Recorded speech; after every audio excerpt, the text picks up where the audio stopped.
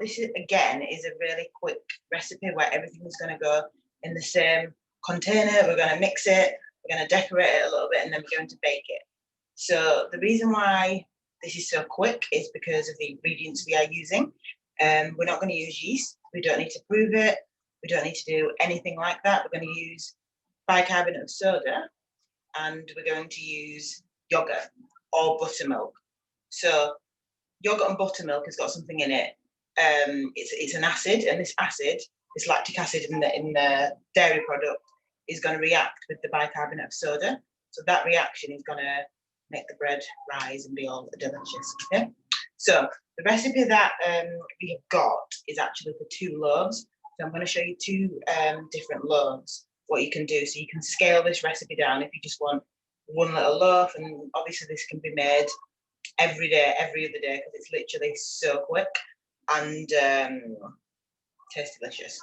We're going to take a little bit of the bicarbonate of soda out because there's a little bit too much in that. So for the 2 loaves, it says 60 grams. We're actually going to use 30 grams instead. So we're going to get weighing out. So once again, we've just got ingredients. Another thing as well, there's 2 different types of flours on there. Now you can use whatever flour you want, but I would suggest we're going to stick to the base of the 200 grams of self-raising, 400 grams of self-raising flour.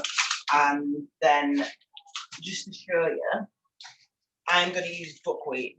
So there's wholemeal flour, there's rye flour in there. You can use whatever flour that you want. There's so many different flours out there, depending on what little bit of flavour you want to come through or things like that. Today I'm going to use a buckwheat flour. You can also use gluten-free flour, so you could use gluten-free self-raising flour. You know, this is gluten-free flour, so you can make it gluten-free, you can do all those things. It's such a wonderful, again, recipe that you can play around with yourself once you've got the basics, and then you can make stuff. Okay? So we're going to start weighing the flour. So as on previous recipes, I've always said, try to keep your ingredients together. So what we're going to do is we're going to weigh all the dry ingredients first, give that a little mix, and then go with the wet ingredients. Okay?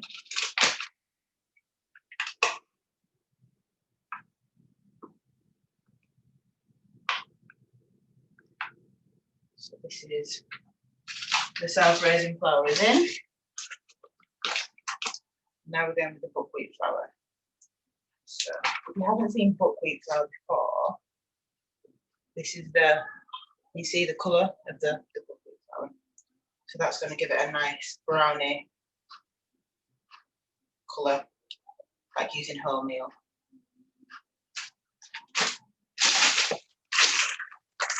Jumbo oats. So these are quite big. I have jumbo oats. You can substitute that as well with, you know, your normal, you know, Quaker oats or something like that. I like it because of the texture. It gives this like crumblier texture in there.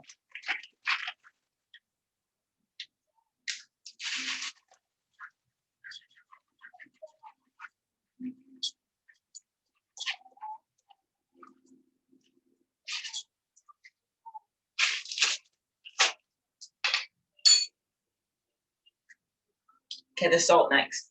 And I'm using a grinder, so I'm going to go as quick as I can.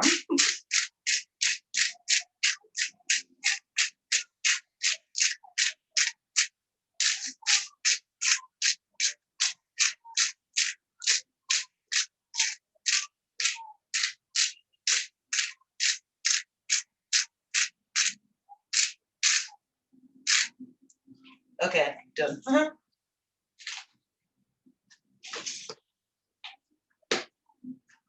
So in with the bicarbonate of soda next, and we're halving it, we're halving the amount.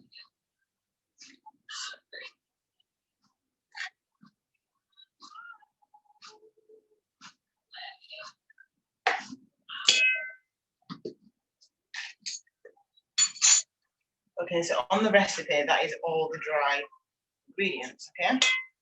All the dry ingredients is in there. Make that mix.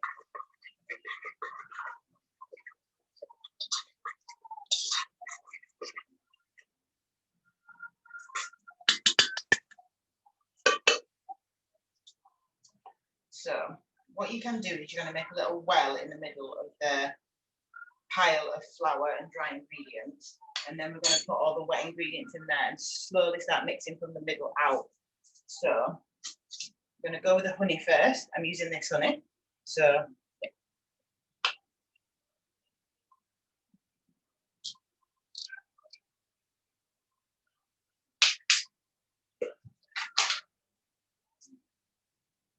like I said, buttermilk or natural yogurt. I'm just using Sainsbury's own buttermilk.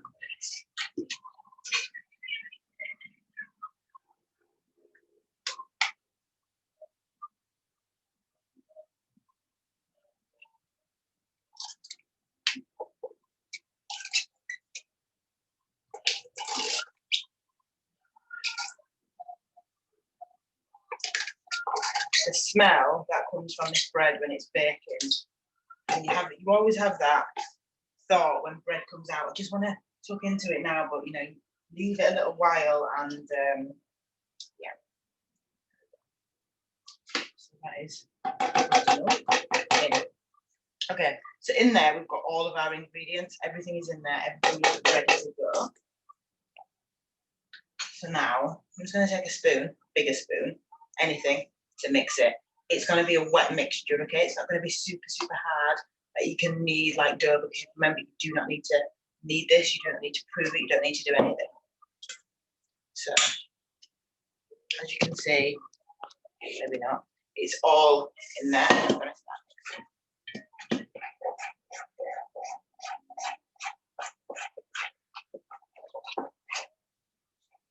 Literally just going slowly at the beginning so the flour doesn't go everywhere. So you're going to see how quick this is. I have got my oven preheated at 168 degrees.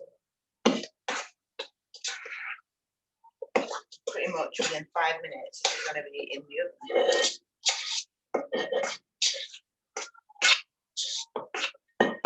Okay, that is all mixed. Look at that. How long did that take? Wonderful. All mixed. You can see the big oats flaking through the mixture. They've all nicely been dispersed throughout. Okay. Literally as simple as that. I have lined a tray with foil and baking paper. This is what I'm going to bake it on in the oven. Like I said, there's going to be two different, I'm going to show you two different things. You can do it in a loaf tin.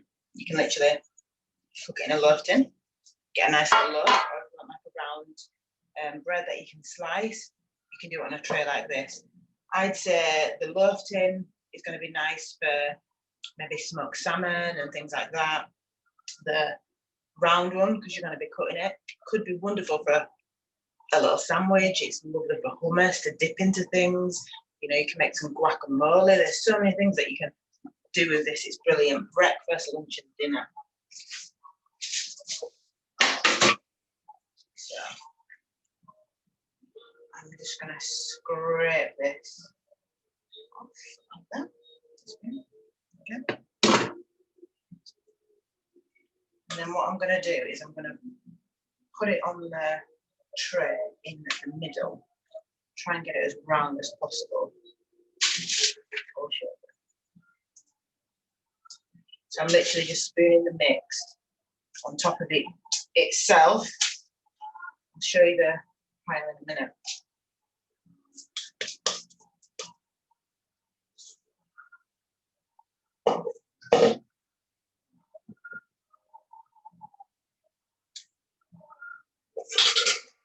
So this is the pile that I've done. Okay, there's two ways that you can do this bread. You can either get flour and mold it into a shape with flour, but what I prefer to do, so I like to get my hands wet. So I'm just going to get my hands wet now with a little bit of water, and then as you see, when I press it down,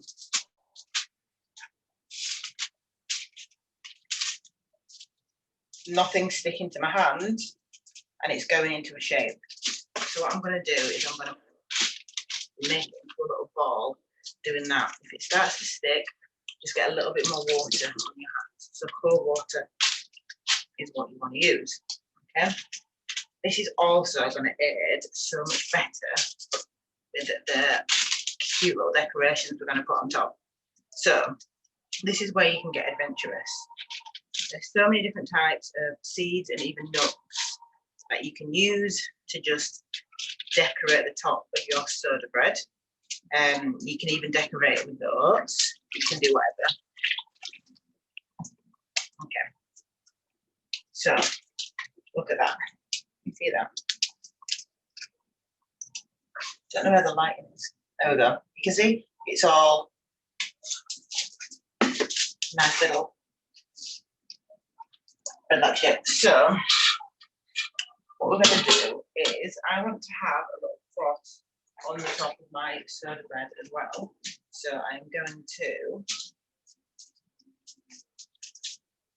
just drag my knife across it like that, and then drag my knife across like that. So I'm using like a little serrated knife. These are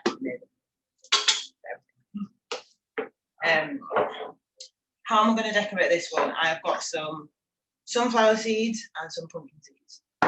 So I'm going to decorate it in each corner. Okay. So with the water, you're going to see how it's going to stick. Okay. So I'm just going to put some pumpkin seeds there in that quarter. Some pumpkin seeds there on that quarter.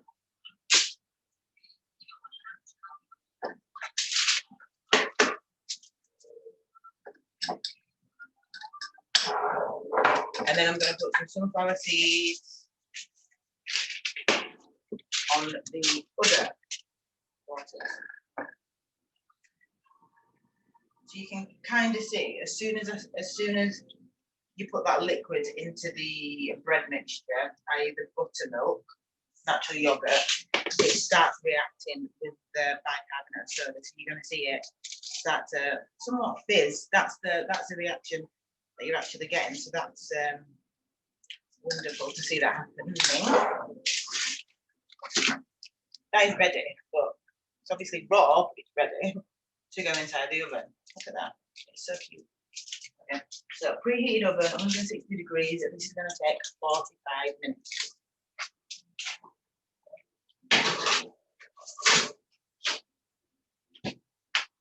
That goes in. So you can see how quick that was to make that bread, that soda bread, and like I said, it's going to come out delicious. So that was, like I said, this whole recipe is going to be 2 loaves. Okay, if you want to scale it back to do 1 loaf, it's half the recipe, and you need to half the bicarbonate of soda again. So the loaf that I have already is done in this loaf tin, which is voila. And I decided to put oats on top of this, not any nuts or anything, and you can see how wonderful it slices. I'm going to slice some more pieces so you can see how delicious it is.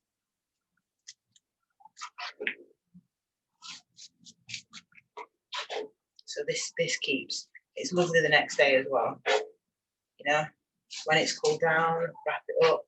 You can even toast it.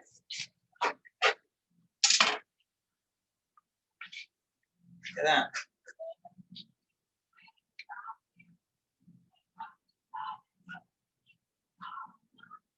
Lovely. Okay. Thank you very much, and I'm looking forward to baking with you again.